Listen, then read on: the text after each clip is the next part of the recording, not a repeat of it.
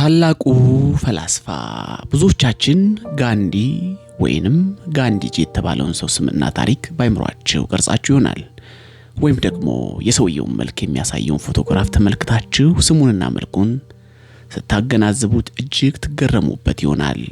በዚህ አስቸጋሪና ሰይጣናዊ ስራዎች በሚጠናወቱት ዓለም ውስጥ ብቻውን የተገኘ ቅዱስ ነበር ማለት ይቻላል።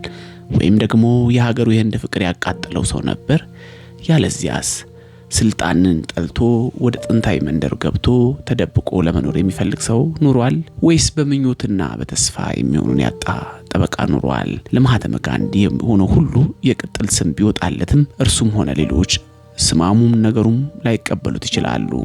ምክንያቱም ሰውየው በተፈጥሮ እጅግ የተለየና እጅግ እንቆቅልሽ የሆኑ ሁኔታዎች ስላሉበት ነው። በእርሱ ተፈጥሮ የነበሩትን ልዩ ልዩ ጠባያት ደግሞ ማንም ሊያያቸውና ሊደርስባቸው ስላልቻለ ሞሃንዳስ ካራማቻንድ ጋንዲ ማህተማ ወይም ታላቋ ነፍስ ብሎ የጠራው በዓለም ዝነኛ የሆነው የህንድ ባለቅኔ ራቢንድራናት ታጎር የሚባለው ነበረ። እሱ ግን ይህን አድናቂዎቹ ያወጡለትን መጠሪያ አይወደውም ነበር። የክብር ስም አይወድም። ይሁን እንጂ እጅግ በብዙ ሁኔታዎች እጅግ የተለየ ባህሪ የነበረውና የክፍለ ዘመናችን ታላቅ ሰው ምንነት በመጽሐፍ ለመግለጽና ለማስረዳት እጅግ አስቸጋሪ እንደሆነ የሚነገርለት ሰው ነው። ህንድን የፖለቲካ ነጻነቷን ለማጎናጸፍ በተደረገው ታላቅ ተጋድሎ የእርሱን ያህል የተጋደለ አንድም ሰው አልተገኘም። ግን ፖለቲካ የሚለው ቃል ከእርሱነቱ ጋር የሚስማማ አይደለም። ስልጣን ወይም የሆነውን አይነት ማዕረግ ፈላጊም አልነበረም። በመንግስት መስሪያ ቤቶች ወይም በፖለቲካ ፓርቲዎች ውስጥ የሆነውን አይነት ስልጣን ለመያዝም ፈላጊ አልነበረም። ሀብት፣ ዝናና ምቾትም ስሜት የሚሰጡት አልነበረም። ጋንዲ በእርሱ ዙሪያ ከነበሩ ሁኔታዎች ጀምሮ በመላው ዓለም ላለው እንቆቅልሽ ሁሉ ፍቺው ወይም ትርጉሙን ለመስጠት እንደጣረ ነበር የኖረው። ባለጸጋና ድሃ፣ ጌታና ባሪያ የማይኖሩትን ዓለም እንድትሆንለት ይመኝ ነበር።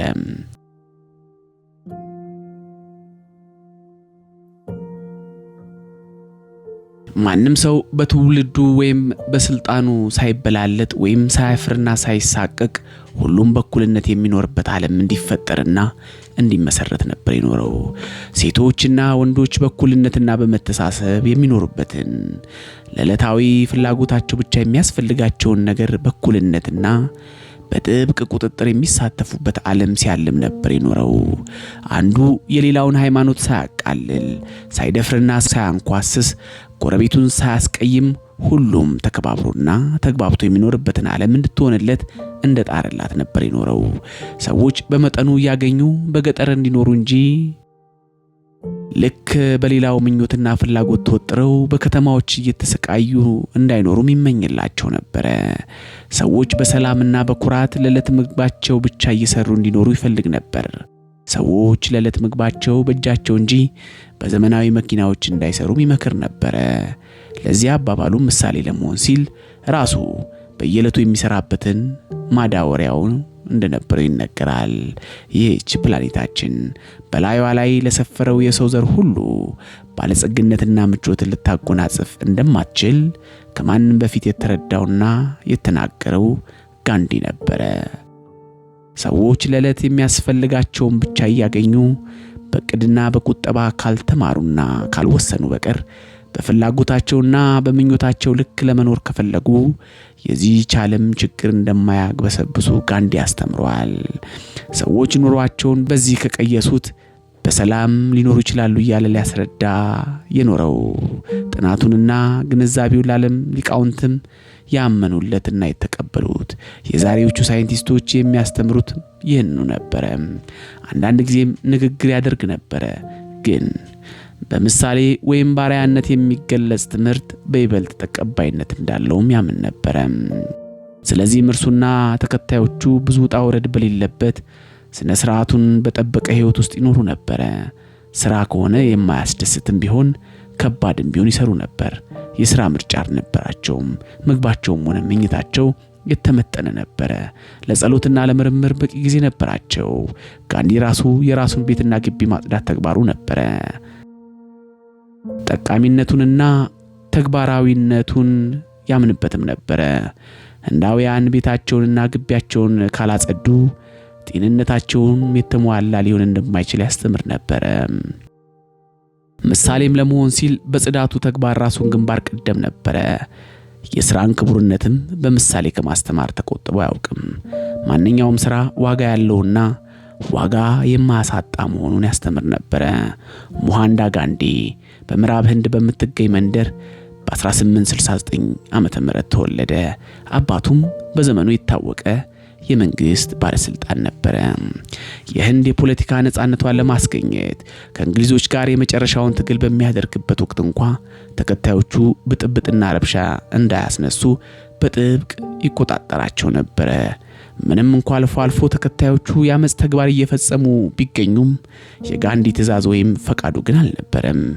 ጋንዲ በወጣትነት ወቅት ከሌሎች ወጣቶች የተለየበት ምንም ነገር አልነበረም። በትምህርት ቤት በነበረውበት ጊዜም ቢሆን እጅግ የተዋጣለትና የላቀም አልነበረም። በትምህርቱ ደካማ የመሆኑም ያህልም ስፖርት የሚወድ አልነበረም። እድሜው 13 ሲሞላው ገና በትምህርት ገበታም ላይ ቢሆን ቅሉ ወንድሙ ሲዳር እርሱም ተዳረ። በዚያ ዘመን በሀገሪቱ የነበረው ልማድ እንደዚያ በመሰለ ጋብቻ ጊዜ ታላቅ ድግስ ለማዘጋጀት ይፈቀድላቸውም ስለነበረ የትዳር ጓደኛው የነበረችው ካስተርቢያም የእድሜ ኩያውና መጠነኛ ትምህርት የቀሰመች ነበረች። ምንም እንኳን ለትዳሩ ታማኝ ቢሆንም በልጅነቱ በጋብቻ በመያዙ ደግሞ እጅግ ያዝንበትና ያፍርበትም ነበር። እርግጥ ነው በልጅነት ወቅት የሚያደርጋቸው ጋብቻ እንዲቀር ልማዱን እንዲሻር ያልተቆጠበ ጥረት አድርጓል። ግን ያ ልማድ እስከ ዛሬም ድረስ በህንድ እንደቀጠለ ነው። ጋንዲ በልጅነት ወቅት ከነበሩት ጓደኞቹ አንዱ ወደ ቤቱ መጥቶ ቤቱንና ግቢውን ማጽዳት ሲጀምር በማየቱ እጅግ አዘነ። እንደዚህም የመሳሰለውን ስራ የሚሰሩ ጎስቋሎች ሆኑ ዝቅተኞችን የሂንዱ ዝርያዎች ነበሩ። የሚታወቅበት መጠሪያቸውም የማይነኩ የሚባሉ ነበሩ። ጥልማሞታቸው እንኳን በከፍተኛዎቹ የሂንዱ ዝርያዎች ላይ እንዲያጥላ የማይፈቀድላቸው ማህበረሰብ ነበሩ። እንደዚያ ተዋርደውና ተንቀው እንዲኖሩ የተደረገበት ምክንያት በጥንቱ ዘመን በሰሩት ኃጢአት እንዲቀጡ ተፈርዶባቸዋል ነው ይባላል። ከዚህ ከተጎሳቆለ ኑሯቸው ሊያሻሽላቸው የቻለም አልነበረም እንጂ የአፍ ሐዘኔታ የሚለግሳቸው ግን ሞልቶ ነበረ። እርሱ ምድራዊ ህይወታቸውን እንደዚያም ሆኖ እንዲያሳልፉት የተፈረደባቸው ወይም የተወሰነባቸው መሆኑን አምነው ተቀብለውት ይኖሩ ነበር። የእነዚህ ጎሳዎች ኑሮ እጅግ አድርጎ ሲያሳዝነው የኖረው ጋንዲ ግን የእግዚአብሔር ልጆች ብሎ ሰይሟቸዋል። ኑሯቸውንም ለማሻሻል እጅግ ጥሮላቸዋል። ራሱም ከመካከላቸው ገብቶ እየሰራ በምሳሌነቱ አሳይቷቸዋል። ከነዚያ ከማይነኩት ጎሳዎች አንዱን ሕፃን ወስዶ አሳድጎታል። አንድ ጊዜም ባደረገው ንግግር እንደገና ለመወለድ አልፈቅድም እንጂ የምወለድ ብሆን ኖሮ ከማይነኩት ጎሳዎች መካከል ተወልጄ ስቃያቸውን በተካፈልኳቸው ነበር ሲል ተናግሯል። ምንም እንኳን የምኞቱ በአንድ ጊዜ ባይፈጸምም እያደር ነገሩ ሳይደርስ አልቀረም። ጋንዲ በአባቱ እግር ተተክቶ ሀገር እንዲያገለግል ቤተሰቦቹ ወሰኑ። የቤተ ዘመዶቹ ምኞት በስራ ለመግለጽ የሚቻለውን ከፍተኛ ትምህርት ሲቀስም መሆኑ ታመነበትና በመጀመሪያ ከተላከበት ኮሌጅም ትምህርቱን ሊፈጽም ሳይችል ስለቀረ ወደ እንግሊዝ ሀገር ሄዶ ሕግ እንዲማር ቤተሰቦቹ ሰደዱት። 19 ዓመት ሳይሞላው አባቱን ለመሆን በቃ። ህንዳዊው ወጣት እንግሊዝ ሀገር እንደደረሰ ግን እንደ እንግሊዛዊ ከበርቴ መኮፈስ ጀመረ። ዘመናዊ ልብስ እየለበሰ ወደ ዳንስ ቤቶች እየሄደ ብዙ ገንዘብ ማጥፋትን ጀመረ። በእንግሊዝ ሀገር 3 ዓመታት ከቆየ በኋላ ወደ ሀገሩ ተመለሰ። በቀጠሉት 21 ዓመታት ግን በዚያ ዘመን በእንግሊዝ ቅኝ አገዛዝ ስር በነበረችው ደቡብ አፍሪካ በልዩ ልዩ ስራዎች እየተሰማሩ በዚያ ይኖሩ የነበሩትን ህንዳውያን ሲያገለግል ኖረ። የህግ ባለሙያ ሆኖ የተቃና ኑሮ ያገኘውም በዚያ ዘመን በዚያው ሀገር ነበረ። እያደር እየዋለ ግን የዚያች ሀገር ኑሮ እየመረረው ሄደ። በደቡብ አፍሪካ ውስጥ ይኖሩ የነበሩ ህንዳውያንን በሀገሪቱ ውስጥ እንዳይዘዋወሩ የፖለቲካ መሪዎቻቸው እንዳይመርጡ ተከለከሉ። በእንግሊዞች የህግ ዓላማ ሙሉ እምነት የነበረው ጋንዲ በደቡብ አፍሪካ ውስጥ ይኖሩ የነበሩትን ህንዳውያን መብት በሕግ ለማስከበርና ለማስጠበቅ ብርቱ ጥረት አደረገ። ምንም እንኳን የእንግሊዝ ሕገ መንግስትና ፍርድ ቤቶች የዜጎችን መብት እንዲያስከብሩለት ቢጣጣርም ቅሉ ያገኘው ውጤት ግን አልነበረም። ስለዚህ በአዲስ ስልትና እንቅስቃሴ መብታቸውን ለማስከበር የሚችሉበትን ዘዴ ማስረዳት ጀመረ። በ1904 ዓ.ም የህንዳውያን ሐሳብ የሚል ጋዜጣ መሰረተና ዜጎችን ለማቀራረብ ለማስተባበርና ለማስተማር ጥረቱን ቀጠለ። የነበረውን የተዛነፈ ሕግ በመቃወም በ1907 ዓ.ም ታላቅ የተቃውሞ እንቅስቃሴ ለማስነሳት ቻለ። ዜጎች በማንም ለአንዳች ጉዳት ሳያደርሱ ሕጉን በሰላማዊ እርምጃ እንዲቃወሙት መስበክና ማስነሳሳት ጀመረ። የጦር መሳሪያ ይዞ የሚመጣውን ኃይል የእውነትና የትክክለኛነት ዓላማ ይዞ እንዲቋቋሙት ጥላቻና ብጥብጥ እንዳያሳዩ ወገኖችን ማስተማር ጀመረ። ለእውነትና ለፍትህ እንዲሞቱ እንጂ እንዳይገደሉ አዘውትሮ ያስተምር ነበረ። ምንም እንኳ ህንዳውያን መብታቸውን ለማስከበር ሰላማዊ ንቅናቄ ቢያሳዩም እየተያዙ ከመታሰርና ከመንገላታት ግን አላመለጡም ነበረ። ይሁን እንጂ ያን ያድሎና የዘረኝነት ሕግ መስለ ሕገ ወጥ ድንጋጌ ለመቃወም ህንዳውያኑ በብዛት ቢሰለፉበትም ራሱም ጋንዲ ቢታሰርበትም ጥያቄያቸው ተሰሚነትና እንቅስቃሴያቸው ከግምት የሚገባ አልሆነም። በመጨረሻም ማለት በ1914 ዓ.ም ጋንዲ ወደ ህንድ ተመለሰ። በደቡብ አፍሪካ ይኖሩ ለነበሩ ህንዳውያን መብት ያደረገው የነበረውን የጥረትና የትግል ዜና ከእርሱ ቀድሞ ህንድ ገብቶ ተስፋፍቶ ዳብሮ ጠበቀው። በዚያውም ዘመን የህንድን ህዝብ ለማስተባበር አገሪቱ ሲያስፈልጋት የነበረ ብቁ መሪ ሆኖ ለመገኘት ቻለ። የአንድ የፖለቲካ ፓርቲ ወይም የሃይማኖት ድርጅት ባልደረባ ወይም ደጋፊ ብቻ አልነበረም። ህንዳውያን ሁሉ እናቶችና አባቶች፣ ወንድሞችና እህቶች ነበሩ። ምንም እንኳን የእንግሊዞች ሕግ እየተቃወመ ባደረጋቸው ህዝባዊ ንቅናቄ ትንኮሳ ብዙ ጊዜ ቢታሰርበትም በዚያ ዘመን በዓለም ላይ ተነስቶ በነበረው ጦርነት የእንግሊዝ ዓላማ በመደገፉ ከእንግሊዝ ባለስልጣናት ዘንድ መከበርን ለማትረፍ ችሏል። የ45 ዓመት ጎልማሳ ሲሆን ለሀገሩ ነጻነት ለህዝቡም አንድነት ሲል የግሉን ኑሮ የግሉን ጥረትና ፍላጎት ሁሉ ጠብር ግፍ አድርጎ ተወው። ከዚያም የህንዳውያን ተጠሪ አስተባባሪም መሪ ሆነ። ከእንግሊዝ አገዛዝ ነጻ ለመውጣት ይደረግ ለነበረው ትግልና ጥረት ግን ግንባር ቀደም በመሆን የብሔራዊ ምክር ቤት ሰብሳቢ ሆነ። ለዚህም ታላቅ ዓላማው ሲል አብዛኛውን ጊዜ በሀገሪቱ ውስጥ በእግሩ መዘዋወሩን ጀመረ። አለባበሱ ተራ ከሆነ ስራ የተዘጋጀና ራሱ የፈተለውም ነበረ። በየደረሰበትም በዝቅተኛ ኑሮ የሚገኙት ዜጎች በሚኖሩበት በድሆች ሰፈር መኖር ጀመረ። በሚሊዮን የሚቆጠር ህዝብ ይከተለው ጀመር። ድሆች ዜጎች እንደ ቅዱስ ፍጡርና ድህነቱን በፈቃዱ ተቀብሎ እንደነርሱ ለመኖር የወደደ መሆኑን አመኑለት። እርሱም ሆነ ዜጎቹ የፈለጉትና የጓጉለት ነጻነት ግን ሆኖ አልተገኘም። በዚህም ጊዜ ጋንዲ የተቃውሞ ንቅናቄውን ስልት ለውጦ ደቡብ አፍሪካ እንዳደረገው ሁሉ በህንድ ውስጥ ለሚኖሩ ህንዳውያን ሁሉ ለእንግሊዝ መንግስት ሕግ እንዳይታዘዙ ማስተማርና ማነሳሳትን ቀጠለ። ያን ንቅናቄውን ለመክታት ሲሉ የእንግሊዝ መንግስት ባለስልጣናት እርሱ ማሰርና ንቅናቄውን መቋቋም ጀመሩ። በ1919 ዓ.ም የውዴታ ግዴታ ሰልፈኞች ብሎ የሰየመውን ታላቅ ህዝባዊ ንቅናቄ አስነሳ። በሚሊዮን የሚቆጠር ህዝብ በያለበት ስራ ቆመ። ቢሆንም ብጥብጥ እንዳይነሳ ጋንዲ እንደተለመደው አስጠነቀቀ።